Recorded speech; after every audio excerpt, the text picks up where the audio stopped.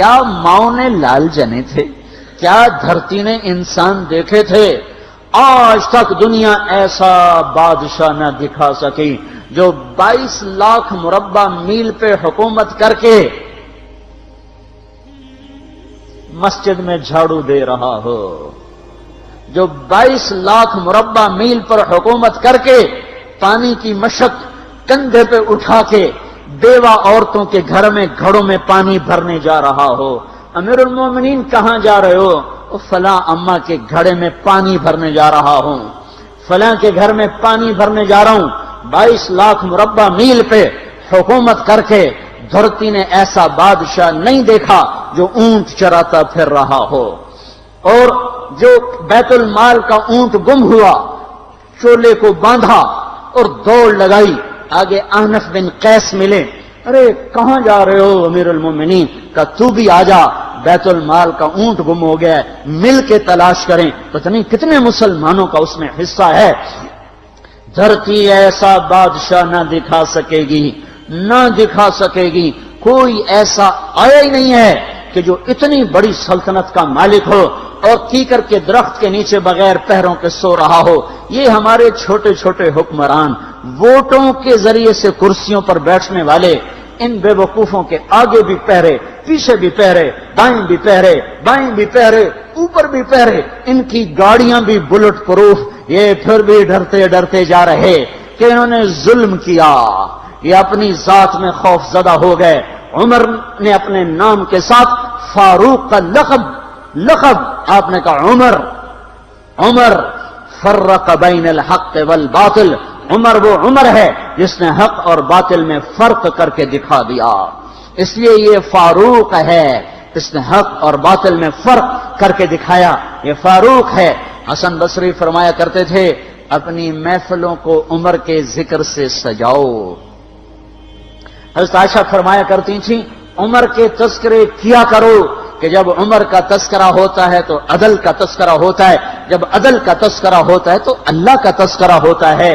کہ ہم عائشہ رضی اللہ تعالیٰ عنہا فرمایا کرتی تھیں اتنے بڑی سلطنت پر حکومت کرنے کے بعد اللہ کی راہ میں جانے والے مجاہدین کے گھر گیا کھڑا ہوا ہے، دروازے پہ دستک دے رہا ہے، بیٹی کوئی بازار سے سودا لینا ہو تو مجھے بتاؤ، تیرے گھر والا تو اللہ کی راہ میں ہے، میں تمہارے گھر کا سودا لے آؤں، کیا کیا چیز چاہیے؟ تم نے اپنے خامند کو خط لکھنا ہوگا، تم تو لکھنا نہیں جانتی، مجھے بتاؤ میں تیرے خامند کو تیری طرف سے خط لکھوں۔ اما تیرا بیٹا اللہ کی راہ میں گیا ہوا ہے، مجھے بتا میں تیرے بیٹے کے نام تیری طرف سے خط لکھوں۔ اتنی بڑی جس کے سامنے قیصر اور کسرا زیر و زبر ہو گئے، کج کلا، وہ زمین میں جا کے تہ خاک میں وہ سارے ہیرے لال جواہر، وہ زمین میں لوٹ پوٹ کرنے والا، کسرا کے تخت کو توڑنے والا اور روم کی طاقت کو توڑنے والا، آل ساسان کی طاقت کو توڑنے والا اور نوشیروان کے خزانے مدینے میں لانے والا اور خسر و پرویز کے خزانے مدینے میں لانے والا اور رومت الکبرا کے خزانے مدینے میں لانے والا خود اپنے کرتے میں 14 پیوند لے کے چل رہا ہے، 14 پیوند کے ساتھ کرتا ہے، مہینے میں 1 دن گوشت کھاتے تھے، وہ روٹی کھاتے تھے کہ عام آدمی حلق کے نیچے نہیں لے جا سکتا تھا۔ ہے سال کی ابتدا اس شخص کی شہادت سے ہوتی ہے جس کو اللہ نے وہ عزت دی۔ آپ نے کہا میرے 2 وزیر آسمان میں، 2 وزیر زمین میں، آسمان پہ جبریل اور میکائیل میرے وزیر ہیں، زمین پر ابو بکر اور عمر میرے وزیر ہیں۔ آپ فرمایا کرتے تھے ابو بکر عمر اگر کسی بات پہ جمع ہو جائیں تو میں ان کے مشورے کے خلاف کبھی نہ کروں گا۔ ابو بکر تیری مثال ابراہیم کی ہے، عمر تیری مثال نوح علیہ السلام کی ہے، ابو بکر تیری مثال عیسیٰ علیہ السلام کی ہے، عمر تیری مثال موسیٰ علیہ السلام کی ہے۔ آپ مسجد میں آئے، آپ کے دائیں طرف ابو بکر تھے، بائیں طرف عمر تھے، آپ اندر آئے اور کہا دیکھو اسی طرح قیامت کے دن ہم اٹھیں گے کہ میرے دائیں طرف ابو بکر ہوگا، میرے بائیں طرف عمر ہوگا اور ہم ہاتھوں میں ہاتھ دیے ہوئے اٹھائے جائیں گے۔ اور ایک حدیث میں آتا ہے اور میرے قدموں سے بلال کو اٹھایا جائے گا جو نکلتے ہی اذان دے گا، جس کے اسلام لانے نے اسلام کو اونچا کیا، جس کے اسلام لانے نے باطل کو پست کیا، جن راہوں سے عمر گزر جائے شیطان وہ راہیں چھوڑ دیتا تھا۔ عرفات کا میدان تھا، 1.25 لاکھ مقدس ہستیاں سامنے ہیں۔ میرے نبی نے فرمایا اس وقت میرا اللہ میرے سب صحابہ پہ فخر کر رہا ہے اور عمر بن خطاب پہ خاص طور پہ فخر کر رہا ہے، خاص طور پہ فخر ہو رہا ہے، عمر بن خطاب پہ خاص طور پہ فخر ہو رہا ہے۔ میرے بعد کوئی نبی ہوتا عمر ہوتا۔ عمر، میں نے رات جنت میں محل دیکھا، ایک اینٹ موتی کی، ایک یاقوت کی، ایک زمرد کی۔ میں نے پوچھا یہ کس کا ہے؟ کہا گیا ایک قریشی کا ہے۔ میں نے کہا میں قریشی ہوں، اتنا خوبصورت محل ہے، میرا ہی ہوگا۔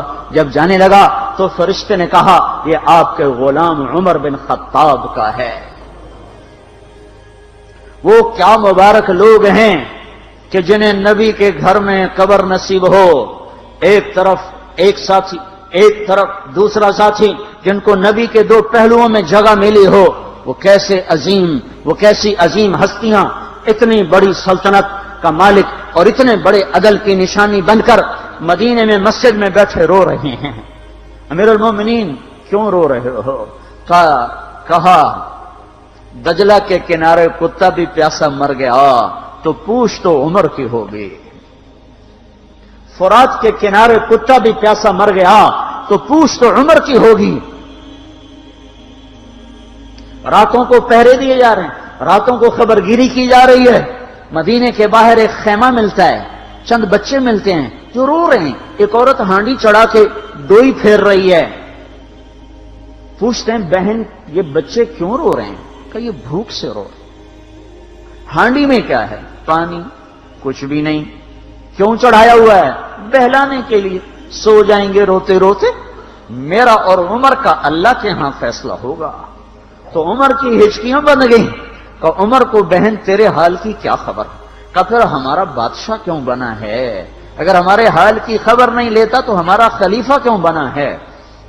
پر لگ گئے، بیت المال سے سامان نکالا، بوری بھری، سر پہ اٹھائی، کمر پہ اٹھائی۔ غلام اسلم نے کہا میں اٹھاؤں؟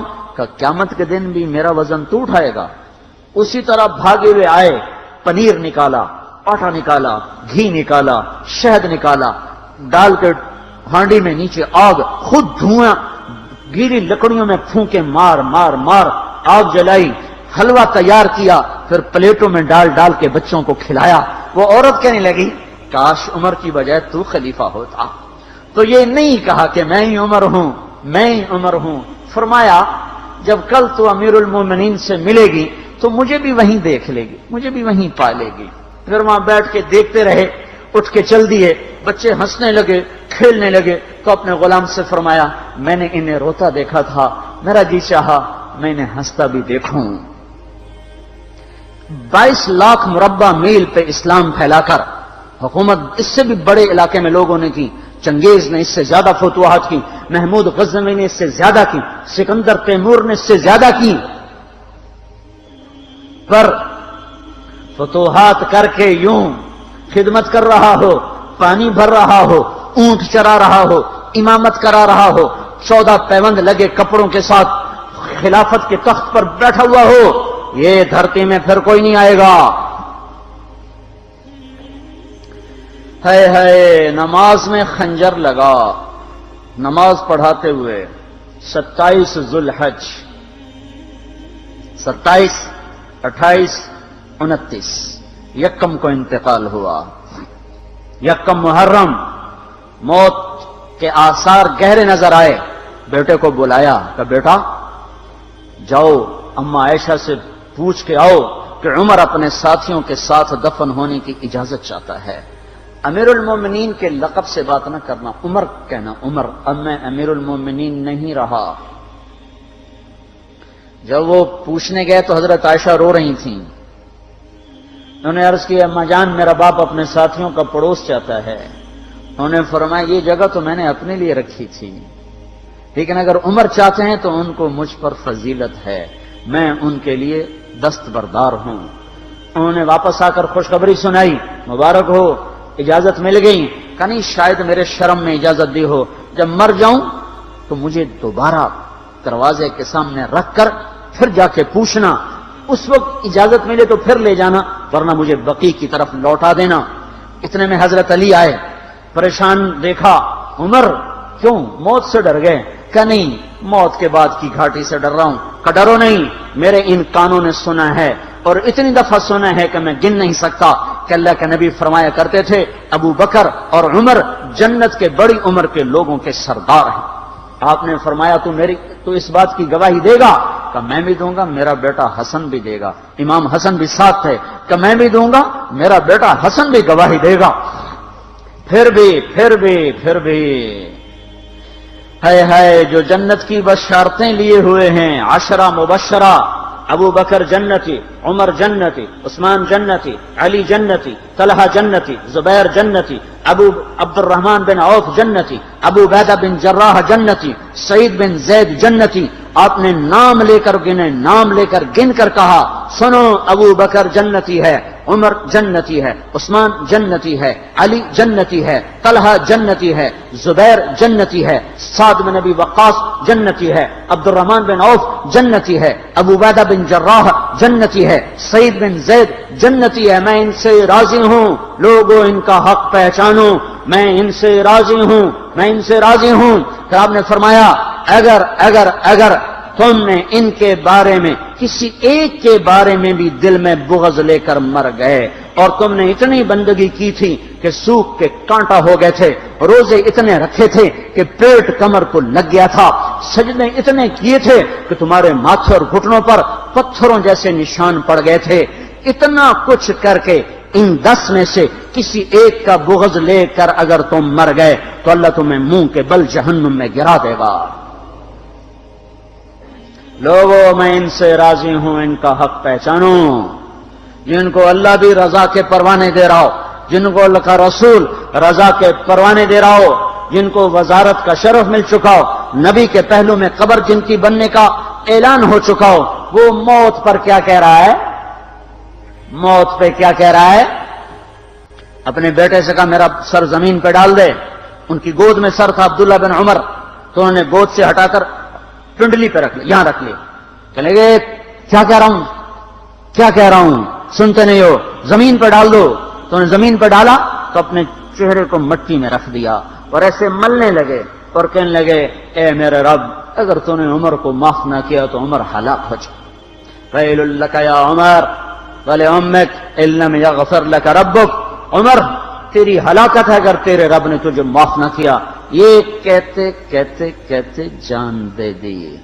22 لاکھ مربع میل میں اسلام کو زندہ کرنے والا، این حالت نماز میں زخم کھا کے گرنے والا، مطلوب مصطفیٰ، وزیر مصطفیٰ، جنت کی خوشخبریاں لے کر پھر موت پر یوں کہہ رہا ہو اے اللہ تو نے معاف نہ کیا تو میرا کیا بنے گا؟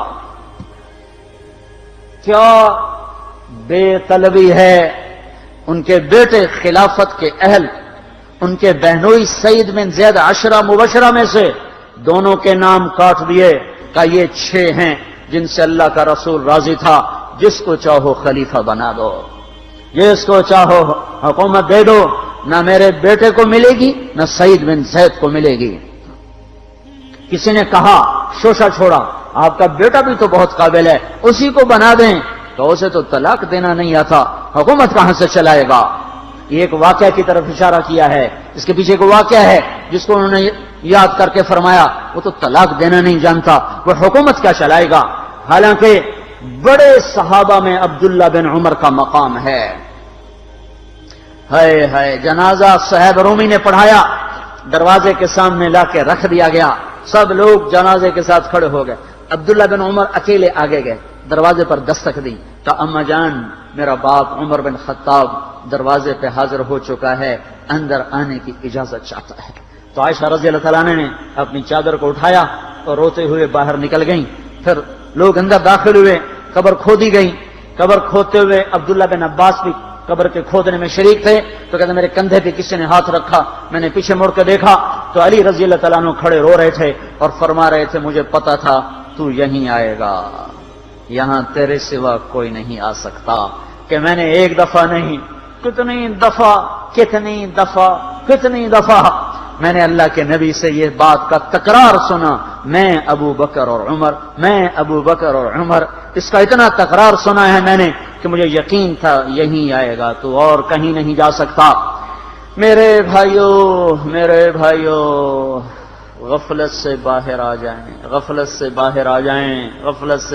جائیں، یہ دھوکے کا گھر، یہ مچھر کا پر، یہ مکڑی کا جالا، یہ دنیا کہیں ہمیں ہلاک نہ کر دے۔ ان لوگوں کو سامنے رکھ کے زندگی گزارو جنہوں نے اللہ کو راضی کیا، اس کے رسول کو راضی کیا، کلمہ حق کو بلند کیا، خیر کے ذریعہ بنے، شر کے مٹانے والے بنے، اور دنیا میں مرنے کے بعد بھی ان کے تذکرے ہدایت کا سامان بنے، ان کے تذکرے روشنی کا مینار بنے۔